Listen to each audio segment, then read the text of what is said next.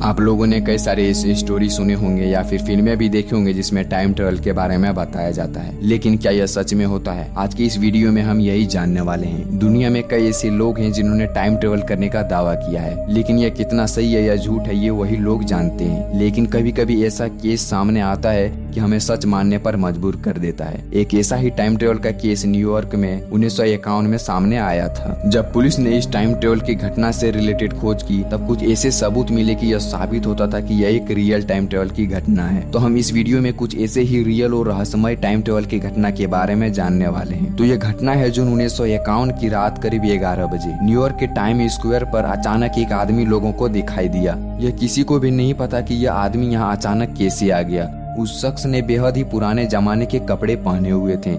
उस आदमी को देखकर लग रहा था जैसे वह इस समय का है ही नहीं। वह अचानक इस जगह पर कैसे आ गया किसी को समझ में नहीं आ रहा था। उसे देखकर जितना लोग हैरान था उससे भी ज्यादा वो शख्स हैरान था कि वो आखिरकार यहाँ कैसे आ गया। वो आदमी वहाँ की लाइटें और गाड़ियों को देखकर काफी हैरान था। वो आदमी इधर उधर देख ही रहा था। वो रोड क्रॉस करने के लिए आगे बढ़ा, लेकिन एक रिपोर्ट के मुताबिक जैसे ही वह शख्स सड़क के किनारे आने के लिए बीच रोड से आगे बढ़ने लगा तभी एक गाड़ी से टकरा गया और वह शख्स रोड के किनारे आके गिर गया। वो जो आदमी था गाड़ी के टक्कर मारने से काफी घायल हो चुका था। जब लोग उसे देखने वहाँ पहुँचे तब तक उसका मौत हो चुका था, लेकिन जो वहाँ के लोग थे इसकी सूचना पुलिस को दे दिया। जब पुलिस वहाँ पे आया और जब उस आदमी की तलाशी ली तो उस आदमी के पास से कुछ ऐसे सामान मिला कि वहाँ के लोग देखकर हैरान हो गया। उस आदमी के पास से कुछ ये सब सामान मिला, जैसे कि 5 सेंट का एक बियर टोकन, घोड़ा गाड़ी साफ करने का एक बिल जिस पर पता भी लिखा था। ये आदमी के पास जो पता मिला था उस समय 1951 की किसी भी एड्रेस बुक में यह पता मौजूद नहीं था। साथ ही उसके पास से कुछ डॉलर की करेंसी के पुराने नोट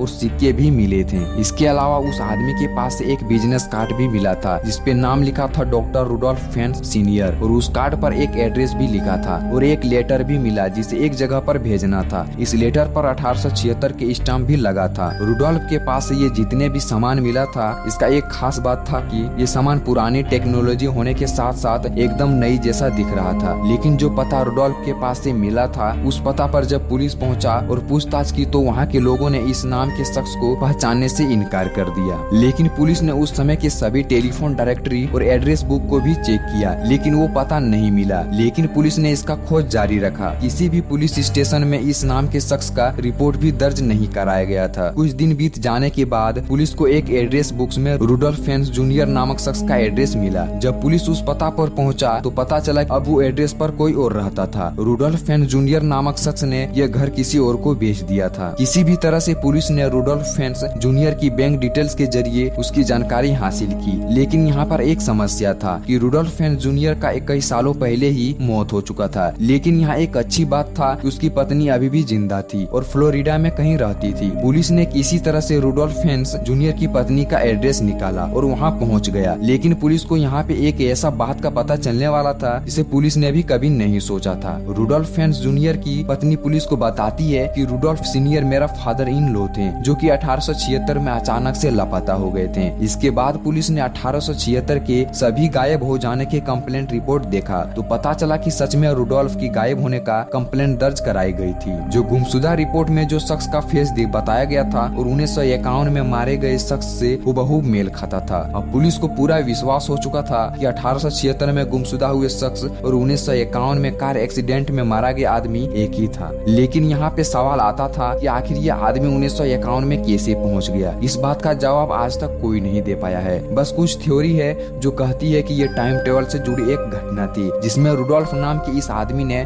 समय यात्रा किया था। यह कितना सही है और कितना झूठी है किसी को भी नहीं पता, और ये भी नहीं पता चला कि आखिर ये शख्स 1876 से 1951 में कैसे पहुँच गया। ये रहस्य आज तक एक रहस्य ही बना हुआ है। तो इसी तरह की वीडियो अगर आप देखना पसंद करते हैं तो हमारे चैनल को सब्सक्राइब करके वीडियो को लाइक जरूर कर दें।